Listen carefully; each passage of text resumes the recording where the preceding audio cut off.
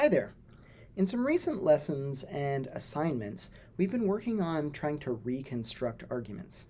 And in a previous lesson, we really emphasized this dimension of the principle of charity and making sure that our reconstructions are charitable reconstructions. That is to say, that when we're trying to interpret somebody else's argument, we're reproducing it in the most sympathetic, best kind of light that we can, a light that's going to reveal this argument as being as reasonable as we can reconstruct it. Now, what we haven't talked about yet is the way that trying to reconstruct an argument often demands that we reconstruct that argument in such a way that it's going to be very easily understood by any possible audience. And oftentimes, this requires that we make our argument clear and direct.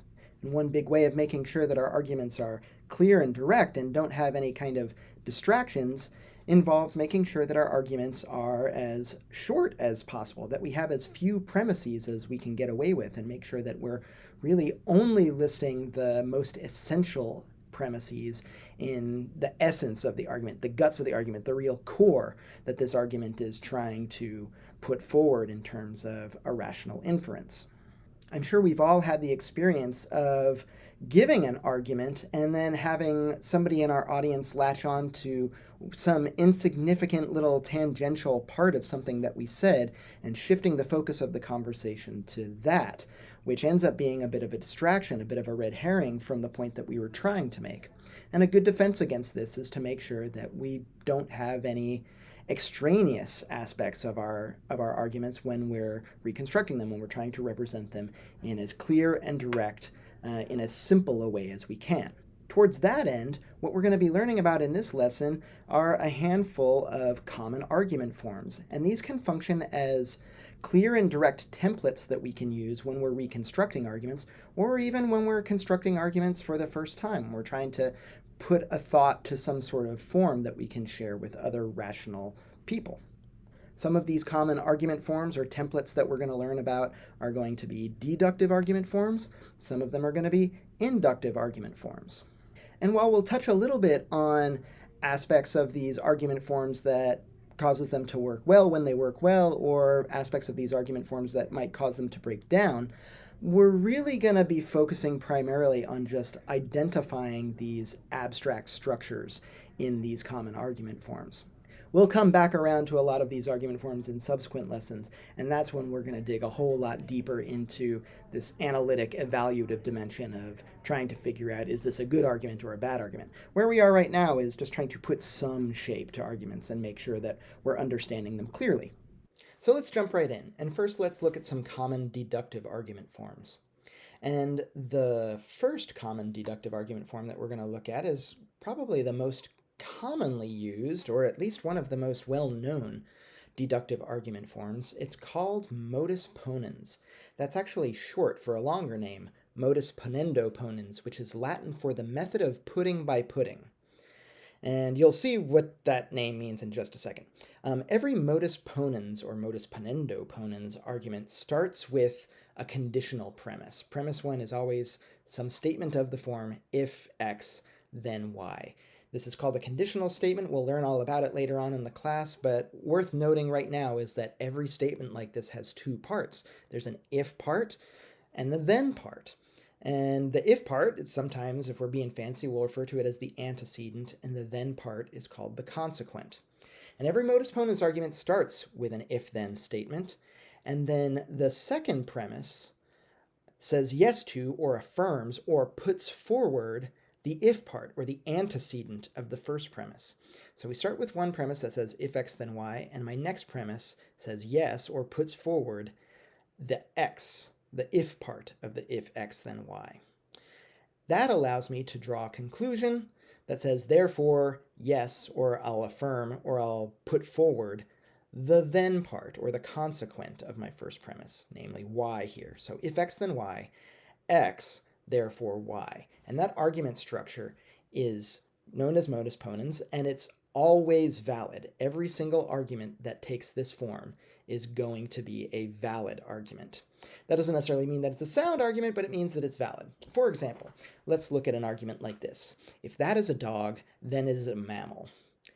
That's premise number one. Premise two says that is a dog, And then we draw a conclusion, therefore it is a mammal. So notice premise 1 is an if x then y, and then premise 2 says yes to or puts forward x, and that allows me to draw a conclusion that says yes to or puts forward y. That's why it's called the method of putting by putting, or modus ponendo ponens. In our second premise, we put forward the antecedent, and then in our conclusion, we're allowed to put forward the consequent. And it's really important that we keep track of it being in exactly that structure. If we move even a couple of things around, suddenly this isn't a valid argument anymore. So if we, for example, in this second example, if we start with an argument that says, if that is a dog, then it is a mammal, it's the same first premise, the same conditional if-then statement.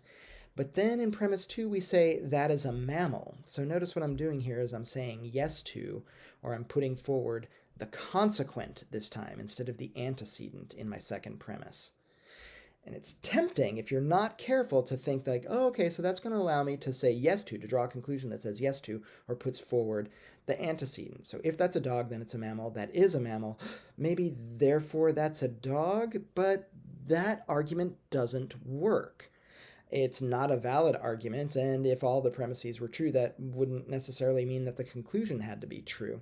For example, it might be true that if something is a dog, then it is a mammal, but identifying that it's a mammal doesn't necessarily mean that it's a dog. It could be a kangaroo, and it would still be true that if something's a dog, it's a mammal, and it would still be true that this kangaroo is a mammal, but it wouldn't mean that this kangaroo was a dog. And what we've done there, what made that argument break down, was I didn't have the form exactly right. I didn't say if x then y, x therefore y. I said if x then y, y therefore x. So a close cousin of modus ponens, with a very similar name, is another argument form called modus tollens, which is short for modus tollendo tollens, which is Latin for the method of taking by taking. And modus tollens, just like modus ponens, starts with an if-then statement. It starts with a conditional that has an antecedent and a consequent. If x, then y. And modus tollens says in premise 2, we're going to say no to, or we're going to take, or we're going to deny the consequent. I'm going to deny y, or the then part of my if-then statement. And that's going to allow me to draw a conclusion that denies or says no to or takes away the antecedent. So if x then y, not y, therefore not x. And this argument is also always valid. That means if its premises are true, then its conclusion is going to have to be true. For example, we'll start again with our first premise, the conditional premise that if something's a dog, then it is a mammal. I identify in premise 2 that this thing is not a mammal. Therefore, I know that it is not a dog. And that's a valid inference that I can draw. As long as those premises are true, the conclusion is going to necessarily be true. And this might seem obvious. I think this one's a little less obvious. This one tends to give people a little more difficulty, a little more trouble than modus ponens does. Perhaps we can get a sense of how difficult it is to spot the difference, or why it is that this second example is not valid. If we say if something is a dog, then it is a mammal, and in premise 2 I say that is not a dog, I try to deny or say no to the antecedent. And then maybe that suggests that I'm going to draw a conclusion that says no to or denies the consequent. If that's a dog, then it's a mammal. It's not a dog, therefore it's not a mammal. No, our kangaroo counterexample proves that this one can't be valid as well. It could very well be true that if something's a dog, it's a mammal. I think that is true. It could very well be true that this kangaroo here is not a dog, but that doesn't mean that the kangaroo isn't a mammal. Compare that to our first argument. If something's a dog, then it is a mammal. This thing is not a mammal. Well, if it were a kangaroo, it couldn't be not a mammal. What's something that's not a mammal? I guess like a snake. A snake is not a mammal. A bird is not a mammal. A pencil is not a mammal. All right. Therefore, it's not a dog. Yeah, it's harder to imagine. In fact, I would say it's impossible to imagine a scenario where my first two premises are true, but my conclusion is false for the valid modus tollens argument. But this slightly skewed lookalike, this is a formal fallacy called denying the antecedent, that one doesn't actually work. And really being able to recognize that argument form of modus tollens involves being able to spot the difference between this kind of argument and this kind of argument. So we've got our friend modus ponens, and we've got the kind of like inside-out version of modus ponens called modus tollens. Those are two common argument forms that start with an if-then premise and then go on to either put forward the antecedent, allowing us to draw a conclusion that puts forward the consequent, or denies the consequent, allowing us to therefore deny the antecedent. Here's another argument form that starts with an if x then y premise, and we'll notice hopefully right away that this is a slightly different approach than either modus ponens or modus tollens. This is what's known as a hypothetical syllogism. And the abstract structure of all hypothetical syllogisms is if x then y, if y then z, therefore if x then z. And we'll notice that what we've got here in this argument are three conditional statements, three if-then statements, and they kind of make an if-then chain in my premises. I have if x then y, and notice that the consequent of my first premise is the antecedent of my second premise. So I kind of have this y functioning as a middleman, a link between x and z. So if x then y, and if y then z, that tells me that I can just eliminate that middleman and say, look, if I get x, then I'm going to get y, and if I get y, then I'm going to get z. Let's just skip over the y and say if x, then z.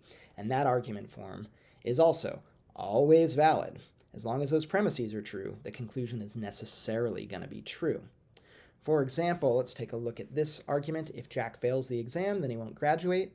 If Jack doesn't graduate, then he'll have to stay for an additional semester. Therefore, if Jack fails the exam, then he's going to have to stay for an additional semester. This is a very common argument form. It's very handy to be able to spot it when somebody's using it or to have it in your toolbox when you're trying to construct an argument. Here's a common deductive argument form that doesn't use an if-then premise. In fact, this uses a very different sort of a premise as its first premise. It uses an or statement. Fancy talk for or statements, as we'll learn, is a disjunction. And so this is called a disjunctive syllogism. And it always starts with an or statement, x or y. And then what we get in our second premise of a disjunctive syllogism is saying no to or denying one of those two disjuncts. So a disjunction has two parts of it. The two things that are on either side of the or, we call those two things disjuncts. And a disjunctive syllogism says if I have an or statement and I deny one of those disjuncts, then I'm allowed to validly conclude that I can affirm the other disjunct. You can think of it as saying, like, look, we've got x or y is going to be the case. It's not going to be x, so just imagine like we x out x, or we kind of get rid of x there. So if it's not going to be x, then it has to be y. That's how disjunctive syllogism works. For example, we could have an argument like this. Dr. Rosenfeld teaches at NC-A&T or at UNCG. He does not teach at A&T, therefore, Dr. Rosenfeld must teach at UNCG. And if those two premises are true, the conclusion is necessarily true. It has to be true. But beware, be careful with this. Or statements can be a little bit tricky. It's a little bit ambiguous what or can mean. And there are at least these two senses of or, what we call an inclusive or an exclusive sense. The inclusive sense, which is the one that we're going to assume most of the time in this class, it's the least specific of these two senses of what or could mean. But the inclusive sense of or says that, look, it could be the one thing, it could be the other, it could be like either of the two disjuncts could be true, but it's also possible that maybe both are true, or both of them are true.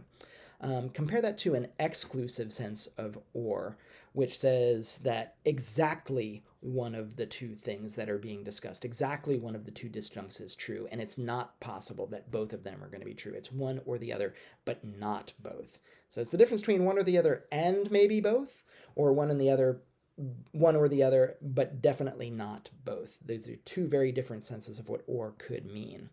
And it's worth noting that disjunctive syllogism works regardless of whether we're using an inclusive or an exclusive or, but a look-alike, something that's kind of like disjunctive syllogism but notably different in its structure, only works for one but not the other. Consider an example like this. Dr. Rosenfeld teaches at A&T or UNCG. He does teach at A&T. So what does that mean about whether or not he teaches at UNCG? Well, that depends on which sense of or I was using in that first premise. If it's an exclusive or, then knowing that Rosenfeld does teach at A&T means that, well, if it's not both, then he can't be teaching at UNCG as well. If it's an inclusive sense of or, then maybe he teaches at UNCG, maybe he doesn't, we don't really know. So these are 4 different common deductive argument forms. This is not an exhaustive list of all deductive arguments. It's not even all of the deductive arguments with names that we're going to talk about in this class, but it's 4 very common ones that are worth kind of getting the hang of so that you can spot them when somebody's using them, even in an enthymemic or a kind of a way that like isn't explicitly in this form, but it's what they mean. And these are also important tools, important templates to have in your pocket when you're constructing arguments as well. And notice how clear and direct each of them are. They're all 2 premises and 1 conclusion. It's very hard to get distracted. It's very hard to include any sort of unnecessary or tangential filler. This gets right to the guts of what kind of inference is being made. Now, there's one other argument form that isn't exactly a deductive argument form, but it's maybe worth talking about along with these deductive argument forms. And this is an indirect form of argumentation that's frequently referred to as reductio ad absurdum. That's Latin for reduction to the absurd. Now, to understand how a reductio ad absurdum argument works, it's worth pointing out that all direct arguments are essentially following something kind of like a modus ponens pattern. They're saying that if my premises are true, then my conclusion is believable. That's how every single argument works. Deductive arguments, inductive arguments, they're all saying that, like, look, if my premises are true, then what we would like to think is that my conclusion is going to be believable. And then we try to demonstrate that our premises are true, and that means that our conclusion is going to therefore be believable. And if we know that that modus ponens structure kind of describes any possible argument, we might also note that we can take a modus tollens approach to this way of thinking about the structure of any argument as well. That says that if we assume these premises, then we'll get to this conclusion, but maybe the conclusion that we get to is one that we can spot on its surface is definitely false, or at least perhaps implausible, an absurd conclusion. If I assume these premises, I get to this conclusion, but this is a bunk conclusion. This conclusion is false, so therefore the premises that I assumed must have been false as well. And what we're drawing on when we make a reductio ad absurdum argument is that modus tollens approach to thinking about an argument. A reductio ad absurdum argument says that at least one of the premises that I have offered is going to be questionable, is not to be believed, because of the way that it gives rise to or entails or gets reduced to some absurd or impossible conclusion. You may be familiar with a scenario kind of like this one that Timmy is in. Timmy gets in trouble for breaking his curfew. In his defense, he notes to his father that all of his friends were breaking their curfew too, and his father says, look, if your friends jumped off a bridge, would you jump off a bridge?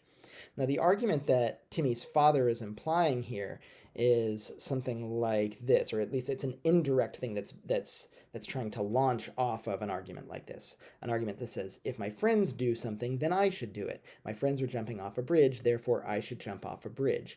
But it should be noted, and I think this is Timmy's father's point, that this conclusion is absurd. Timmy is not going to jump off a bridge. This is a rhetorical question. If your friends jumped off a bridge, would you? The assumed answer to this is obviously no. So what Timmy's father seems to be doing here is revealing that Timmy seems to be relying on this if-then premise, and it's a really suspicious premise because of the way it gives rise to this absurd conclusion. We have kind of a modus ponens argument that's being offered here, but we're saying, yeah, but the conclusion is almost definitely false. So what do I make of this? Probably I should be suspicious of at least one of my premises. What we're showing here is that the argument is valid, but it can't possibly be sound, and therefore at least one of the premises must be false. And when I call this an indirect method of arguing, what I'm trying to demonstrate here is that I'm showing that at least one of my premises is not to be believed because a valid argument or a strong argument leads us to an absurd conclusion if we assumed that premise. Now, reductio ad absurdum arguments can be deductive. Those would be some kind of state of affairs where the argument that's being used to show that we're being led to an absurd conclusion is a deductive argument. Then the reductio functions more or less as a deductive argument. If the argument that we're drawing on that supposedly leads us from some questionable premise to an absurd conclusion is an inductive argument, a strong inductive argument, then this reductio ad absurdum is going to function more or less as an inductive argument. Also, we can talk about whether or not the conclusion is definitely false, whether it's an impossibility, something that's inconceivable or self-contradictory. That's a very strong version of a reductio ad absurdum argument. Or we could just say that the conclusion is dubious, that it's not very plausible. Perhaps it could be true. It's not that it's impossible. It's just that we're pretty sure that our audience doesn't actually believe that conclusion, and so we'll use their disbelief in this conclusion to get them to disbelieve some premise that seems to lead us to the absurd conclusion. And that's a weaker form of a reductio ad absurdum argument. So let's look now at a couple of common inductive argument forms. We've learned about this distinction between deductive and inductive arguments already. So while we're learning some common deductive forms, maybe we want to learn some inductive argument forms as well. And here are three very common inductive argument forms. They are argument from analogy, statistical syllogism, and enumerative generalization. Let's look at argument from analogy first. This is a kind of argument that's asking us to instantiate some sort of analogy. That's asking us to compare two situations and note that they are similar to one another. And on the basis of this pattern of similarity that we've noticed between the two situations, we are arguing that we can expect that pattern to continue beyond where we've already acknowledged it. So if we want to think about this in its abstract structure, what we're looking at is something like this. We have one premise that notes that case 1 has properties P, Q, R, and S.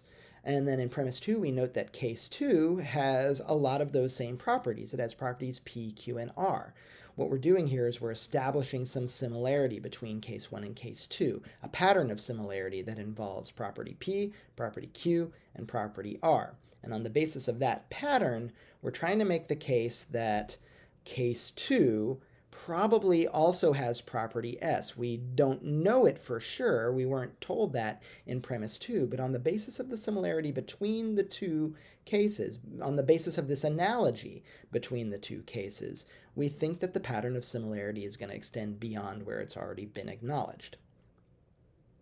For example, any sort of research that's done on model organisms is employing some sort of argument by analogy.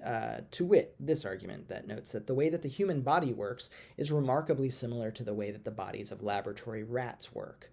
That's not to say that they're exactly the same, they're just remarkably similar. Rats who consume large quantities of artificial sweeteners tend to have abnormally high cancer rates, so it's a safe assumption that humans stand a higher chance of getting cancer if they consume large quantities of artificial sweeteners.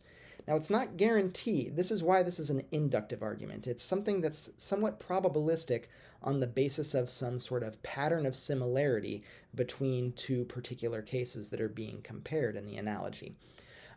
But the case can be made strongly enough that it makes the conclusion a reasonable one that we can think is probably true, one that we're entitled to think, that we're justified in thinking is probably true. Now, one of the things that might undermine our confidence in some proposed argument by analogy is by identifying some kind of pattern of relevant dissimilarity between the two proposed analogs. It's not enough just to note that there are some similarities. We want to know whether or not those similarities are relevant to the conclusion that's being drawn, and we want to be sure that there are no relevant dissimilarities between the two analogs as well. Let's consider an argument like this one. We all know that slavery is morally wrong, but working at a job where you aren't allowed to make any decisions for yourself and have to do whatever your boss says is a lot like slavery. We're trying to draw some sort of analogy between slavery and working for a boss. Where you're not allowed to kind of make any decisions for yourself, but you just have to do whatever your boss says. And there are some notable similarities between those two cases. We draw a conclusion, therefore having to work a job like that is also morally wrong. So amongst all of those similarities between slavery and working at a job where you have to do whatever your boss says, we say there are all those similarities. Slavery is morally wrong, so that moral wrongness probably carries over to the thing that's relevantly similar to slavery, namely working at a job where you aren't allowed to make any decisions for yourself and have to do whatever your boss says. But there are some notable dissimilarities between these two analogs, between these two cases that are being compared. Probably the biggest of these is that you can quit a job if you don't like it, and you can't really quit slavery, not in the same way. And that probably makes slavery an infringement on somebody's liberty in a way that having a job where you're not allowed to make any decisions for yourself and have to do whatever your boss says, that seems like it's not quite the same sort of violation of one's right to liberty, given that you can always go get another job someplace else. Or I should say, provided that you can always go get a job someplace else. It's not always that simple sometimes. Like, you can't quit that job because you'd starve if you did. Maybe that one's a little bit more similar to slavery than another sort of a job. So perhaps we're getting a sense of the way in which the structure of an argument by analogy alone doesn't really tell me whether or not this is a strong argument by analogy. This makes inductive arguments a little bit different than deductive arguments. Deductive arguments, you can tell whether they're valid just by looking at their abstract structure, at their abstract form. Arguments by analogy and other kinds of inductive arguments, you can tell what kind of argument it is from its structure or its form. I can tell that this is inductive. I can tell that it's trying to compare two particular cases and draw some conclusion on the basis of that comparison. But I can't really tell how strong a comparison that is. I can't really tell how strong the pattern of similarity between my analogs is. I can't really tell how strong my argument by analogy is without really getting into the content of this argument in addition to its formal structure. Moving on to another kind of inductive argument form, common inductive argument form. This one is called statistical syllogism. And whereas argument by analogy tries to argue from one particular case to drawing a conclusion about some other similar or analogous particular case, what we get in a statistical syllogism is an argument that tries to argue from a general rule to a particular case. And the general rule in a statistical syllogism is usually the first premise. It's represented by something like a most A's are B's type premise. If this was, instead of most A's are B's, if we said all A's are B's, then I think we wouldn't really be in inductive territory anymore. We'd probably be more in deductive territory. We might even be able to represent all A's or B's into a statement like, if something is an A, then it's a B. But what we're dealing with here in statistical syllogism softens that all in a really important and notable way. We say most A's are B's, and then we identify that this particular case that we're looking at is a case of an A, and then we try to draw a conclusion that therefore this case is probably a B. So we're making an inductive argument from a general rule, a premise that's a general rule, to some conclusion that draws a conclusion about some particular case that supposedly fits that general rule. For example, we could have an argument like this one. Most surgeons can successfully remove an inflamed appendix. That's my most A's are B's premise. Dr. Washington is a surgeon. That's my this doctor is an A premise. So most surgeons can successfully remove an inflamed appendix. Dr. Washington is a surgeon. Therefore, it is reasonable to assume that Dr. Washington can successfully remove an inflamed appendix. And maybe that's a strong argument. Maybe it's not a very strong argument, but it's definitely a statistical syllogism. It's definitely an inductive argument that's trying to move from some general rule to a conclusion that's drawn about a particular case that supposedly fits that general rule. And arguments like this can be undermined by just explaining why it wouldn't be a good idea to expect this particular case to follow the general rule that we're invoking. We might want to know, how robust is this rule? What is the most in most A's or B's actually representing? Is it 95% of A's or B's? Is it 99% of A's or B's? Is it just 51% of A's or B's? The strength of this argument is going to hinge on this. Is there a pattern to the sorts of cases that don't fit the rule? And if so, does the particular case that we're wondering about fit that pattern of exceptions to the rule rather than the pattern of fitting the rule. And we also might want to know, like, what's on the line? How confident do I need to be in this conclusion in order to believe it? I don't know, like 95% confidence might be good enough for some conclusions, but I don't know if it's a good enough degree of confidence to let somebody operate on me and take my appendix out, for example. I might want more confidence than just a 95% chance of success.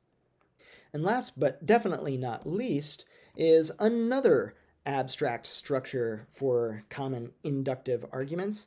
This is what's known as an enumerative generalization. And whereas the argument by analogy tries to argue from one case to another similar particular case, and the statistical syllogism tries to argue from a general rule to a particular case, what we're doing in an enumerative generalization is we're trying to argue from a whole bunch of particular cases, a whole collection of particular cases, to some general rule. The abstract structure is usually going to look something like this. We'll have a list of kind of like bits of evidence that I'm drawing on in order to make my generalization, something like this. Premise 1, A1 is a B. Premise 2 says A2 is a B. Premise 3 says A3 is a B. So I've got 3 different A's. Each of those A's were a B.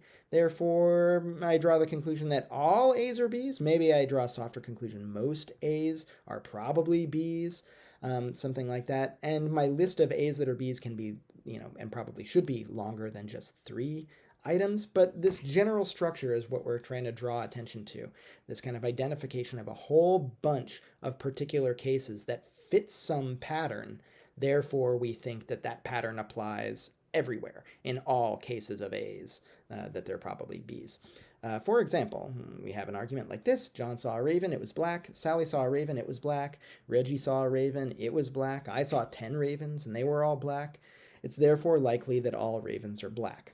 Now, that's not a particularly strong argument, and I'd say that's mostly because we haven't seen too many ravens there. We got, John saw 1, Sally saw 1, Reggie saw 1, I saw 10, so that's like 13 ravens. That's not a whole lot of ravens to draw the conclusion that it's likely that all ravens are black. But if we saw more ravens, this argument would get stronger, and presumably there's a number of ravens that we would have seen and acknowledge that all of those ravens that we had seen so far were black, where it does become reasonable to draw the conclusion that all ravens are black. It's not guaranteed. It's not the sort of thing that's definitely true so long as my premises are true. But that's because this is an inductive argument. It's the sort of thing that is probably true so long as our premises are true. In order for these sorts of arguments to be strong, we need to think about how big the sample that we're generalizing from is. The larger number of particular cases that we're generalizing from, the stronger my generalization is going to be. And I want to know not just that I have a lot of particular cases in my sample, I want to know that that sample is representative of the entire population. And again, I'm not going to be absolutely certain about this conclusion, so I need to think about, well, what's on the line and how confident do I need to be in order to say that this conclusion is believable? So again, these are 3 common inductive argument forms. They each do something different with respect to whether or not they're arguing from particular cases to other particular cases, or whether they're arguing from general rules to particular cases, or whether they're arguing from particular cases to a general rule. And all of them are probabilistic. All of them have this sense in which you have to start looking at the content in order to determine whether this is strong or weak inductive argument. You can't tell whether it's valid or invalid just by looking at its structure, the same way that you can with common deductive argument forms. So this little survey of common argument forms is hardly exhaustive. There are way more argument forms than just those that we've introduced here. But the hope here is that getting a sense of thinking about arguments in terms of their abstract forms is the sort of thing that can really be a tool in helping to understand an argument and to help understand how to formulate an argument in its most clear and direct way. Now, you've got a homework assignment that asks you to answer some multiple choice questions that basically just involve trying to identify which of these common argument patterns is being used in a given argument. But also you've got that other slightly more open-ended assignment of finding a wild argument that is kind of enthymemic, that needs a little bit of rehabilitation and reconstruction. And maybe we can use these common argument forms in order to help us reconstruct some other argument into a clear and direct form. And I encourage you to be on the lookout in your everyday life for arguments that are being given that could fit some of these common forms. Realize that sometimes trying to cram somebody else's argument into one of these common forms isn't particularly charitable, and it isn't a particularly faithful reconstruction, but sometimes it really helps. And this is why we learn these common forms.